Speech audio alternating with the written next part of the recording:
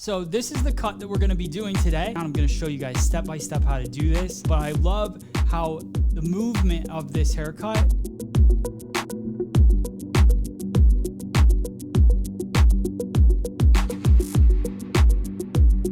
to prep this haircut was section it off, obviously. So I sectioned it a little bit deeper on the side. So what I want you guys to realize is that sectioning is so important. You don't just take a section and then just start shaving it up. The way that you'll know that this haircut wasn't professionally done is basically based on how the sectioning played out in the haircut. How it kind of dips a little bit. It's got shagginess throughout the sides, but then it dips in a little bit lower. So I dip my section in. I probably could have even went a little bit more just to have a little bit of that length, because I'm going to go in and clipper this here and take it real short. So that hair is all going to fall over it. So that's what I want to be aware of as I'm working through the sectioning. Also notice, and this is the one thing I want to really be aware of as I'm clippering, is that in the back of the image, the picture that you're seeing on the screen, there is quite a bit of length that comes down in the back as well. I didn't section away this for the length. I sectioned this away to have a point to bring everything back. I'm still gonna build some length in my undercut, because what I wanna do is I wanna do a similar version of this haircut, but I wanna do my version of it, which would be a little more salon friendly. So a little bit more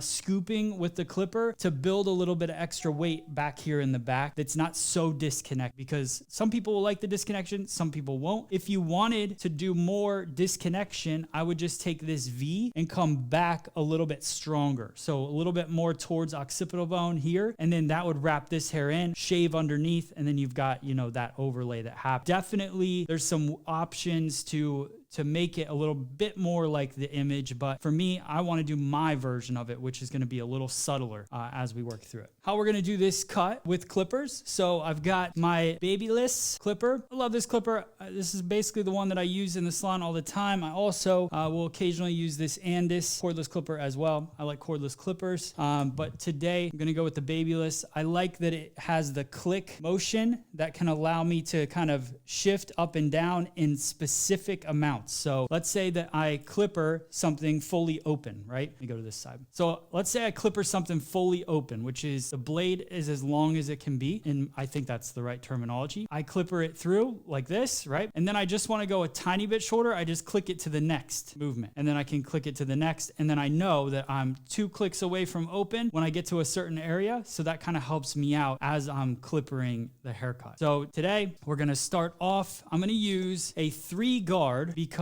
I want to take the length off. She's got a lot of hair here. So I'll take the 3 guard, clip that on, and I'm gonna go fully open, so at the longest point. So you see how that brings it in, that brings it closer to the blade, that's gonna cut it shorter. I go out, brings it longer, so that's gonna cut the hair a little bit longer. I'm gonna hold the hair in my hand a little bit just to start working this hair off. So I turn the clipper on, and I'm going to come up underneath, and I'm gonna go at an angle and then rock the clipper out as I get towards this parting. Here we go in, I come up, and then as I get to that top, I'm just gonna pull out. So same thing, and I'll just kind of work through this pretty quick. So imagine going through here. Imagine that you're drawing a line that's gonna go straight up to the ceiling. So again, clipper in, straight up like that. So I'll hold the hair, same thing, come up, and out. Here, up, out.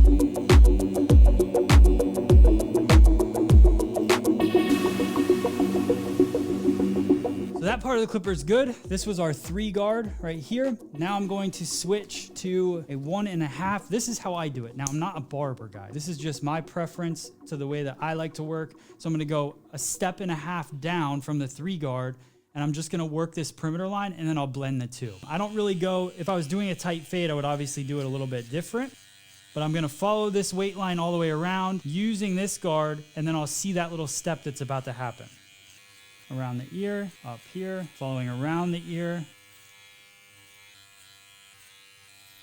So now we basically got the sort of shape that we're going for. So now I'm gonna go in and do a little scissor over comb work. I'm gonna use my Blacksmith Fit Mizutani scissor. This was a custom one done in gold for us. It has the old old school Free Salon Education logo. It's a 6.5-inch scissor. I like that for scissor over comb. And here is a clipper, works the same way as scissor over comb. You've got your comb here. It pulls the hair into the comb and then gets it into the blade. The blade's moving back and forth and it cuts the hair. It's the same thing when you go to cut scissor over comb. So if I'm here and I've got my blade up against the bone of the comb and I'm cutting like this, I'm sliding the hair into the comb, and once it hits the bone of the comb, I'm cutting it off. So I'm just working it up the head like that. So let's go into, so now I've got a little bit of a weight line right here from my clippering. So I want to match up those two. You could do this with a clipper guard as well. I just like to fine tune things scissor over comb.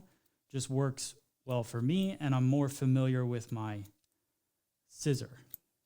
So I work up the head here and cut. So right here, I lift the hair, but look, my comb, as I come up, is coming straight up towards the ceiling. So parallel with the wall. Again, starting point of the head, and then letting the head shape move away on its own, and then letting that weight build up naturally. So just right here, comb goes straight up into the air. Cutting, comb goes straight up into the air.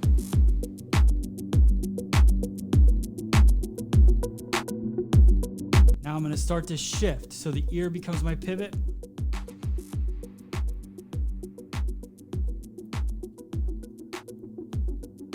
You can see that weight line, how it starts to go through, and then it dips a little bit and it comes back up. I want to even out that weight line throughout the side of the head. So keep my comb at an angle. You can see the guide underneath when I come in.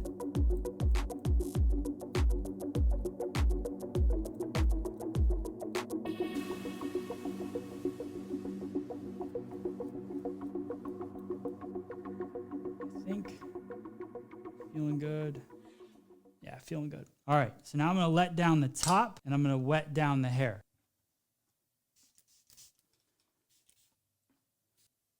Okay, so we got the hair all combed out. So now I've got my TriRazor. The hair is combed down. What I wanna do is start creating this kind of shaggy top. So I'm gonna build everything off of one point. So let's go here. All right, so now here's our cowlick area. So I'm gonna kind of build everything off of that. And by everything, I mean kind of the sectioning that I'm gonna take. Comb this out, split this here. This hair is gonna kind of fall in the back. Same thing here. So really what I wanna do is separate front and the back at that cowlick area. That cowlick's usually where that hair wants to kind of spill over the back and then push into the front. We'll go just like this. So now I can decide, what do I wanna do with this back portion of the haircut? I actually wanna just connect this back portion into the rest of the cut that happened back here. So easy way to do that.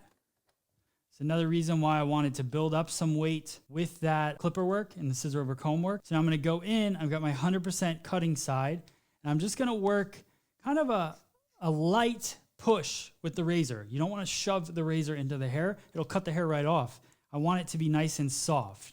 So I just softly let this hair kind of start to bevel here in the back, and you can see how it starts to push, slight bit of disconnection, but still has that kind of not like volume in the back. All right, so now we're gonna move into the front, and I'm gonna build everything in the front off of this disconnect that's happening right here. So now I'm gonna take from the center, diagonal, almost like pie-shaped sections, and I'm gonna comb everything over to the side so I can visually see exactly how I wanna cut this. Comb the hair towards me. And now I'm gonna come in and I'm gonna start to cut. And I really wanna give myself a little bit of freedom as I'm cutting through this shape. So now we've got our disconnects starting to happen. I'm gonna work through the top. We've got our pivot point, which is right here. And now I'm gonna take another pie-shaped section around, and everything's gonna come back to that point again. So what is happening as I over direct this hair to this same point and I cut it? It's gonna start building weight. Building weight is totally cool. And if this were thicker hair, then I would be going in, cutting this with the 100% cutting side, and then I would flip. And depending on how much weight they have in their hair, I would go texture 25 or I would go texture 50. So it would just depend. And I would take that same section that I just cut, and I would run, and I'm just gonna do this because I wanna show you guys visually, but this is finer hair, so I wouldn't do this on my guest. I would just keep the line as is. But I'm gonna take 25% and go mid shaft to ends and just pop it, and it removes 25% of the hair just like that. Super simple, makes it nice and lightweight. So now keep pivoting. So we're basically at a vertical parting here. Now I'm gonna pivot even more. And this will be the last one. Once I cross center, I'm gonna cross the face, and again, go 100. Now we're not getting our ultimate length in the front. This is just pushing the weight towards the front. I'm gonna remove weight to then get it to hug the eyebrow. So I'm gonna recut into this to do that. But sometimes you wanna push weight towards the front so that you have weight to mess around with later on. So you can see how it's really starting to build up. It's got a really cool disconnection to it. We're gonna do the same thing on the opposite side here, which is pie-shaped sections from that center point in the top.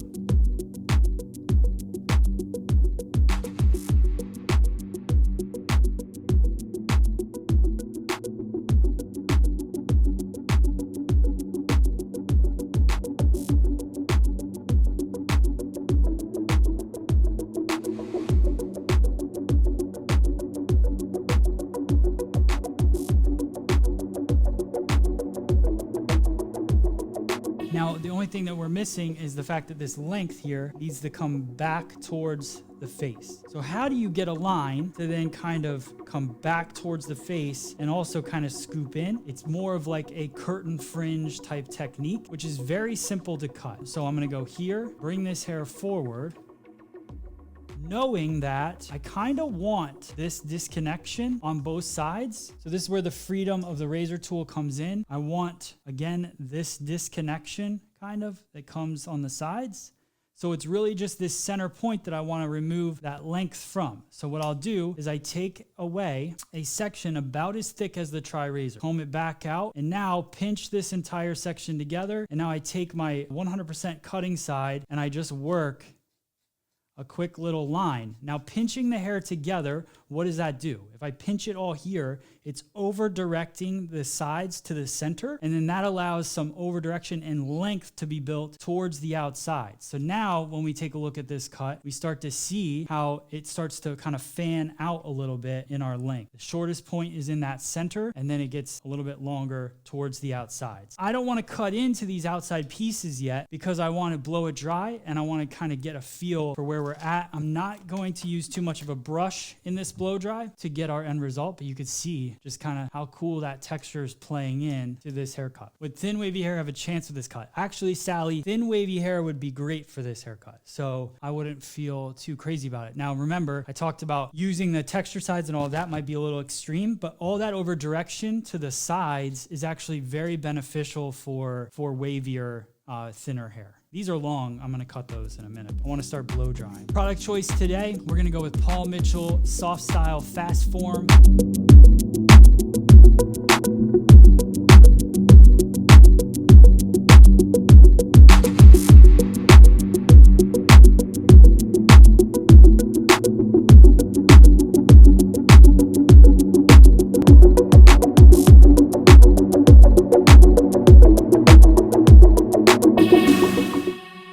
I hope you guys enjoyed that video. If you did, please hit the like button. Also subscribe to the channel. I got new videos like this coming out all of the time. Also do me a big favor and hit that share button if you could. I would really appreciate it. And also the last thing, if you're looking to upgrade your professional tools, then check out our online store, shopfse.com.